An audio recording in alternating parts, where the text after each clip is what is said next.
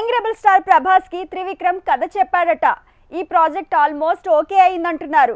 అయితే ఈలోపే హను రాఘవపూడి చెప్పిన ప్రేమ కథకి ప్రభాస్ గ్రీన్ సిగ్నల్ ఇచ్చాడు. మారుతి మేకింగ్ లో కామెడీ మూవీ చేస్తున్నాడు. ఇదంతా చూస్తే ప్రభాస్ సడన్ గా మాస్ రూట్ లోంచి సాఫ్ట్ రూట్ లోకి అడుగు పెడుతున్నాడా అంటూ డౌట్లు పెరిగాయి. ప్రభాస్ సాఫ్ట్ రూట్ లో వెళ్తున్నాడా? ఆదిపురుష్ అంటూ రాముడిగా మారిన ప్రభాస్ సలార్ ప్రాజెక్టుకే వరకు మాత్రమే మాస్ హీరోనా? ఆ తర్వాత తన రూటే సెపరేట్ అవుతోందా?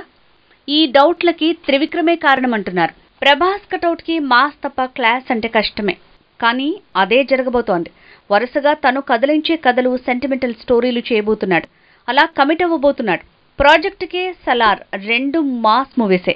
జోనర్లు ఏవైనా ప్రభాస్ రేంజ్ ఫ్లేవర్తో తెరకెక్కుతున్న సినిమాలే. కానీ త్రివిక్రమ్, హను రాఘవపూడి సీన్లోకి వచ్చేసరికి ప్రభాస్ లెక్కలు మారుతున్నాయి. ఆల్రెడీ మారుతి మేకింగ్ లో కామెడీ గారడి చేస్తున్నాడు. ఆ తర్వాత విచిత్ర కథలకు సిద్ధమవ్వబోతున్నాడు. అప్పుడెప్పుడో మిస్టర్ పర్ఫెక్ట్ లాంటి మూవీస్ చేసిన ప్రభాస్ మళ్లీ ఇప్పుడు ఫ్యామిలీ డ్రామాలకు సై అంటున్నాడట. త్రివిక్రమ్ చెప్పిన కథకి సై అన్నాడట.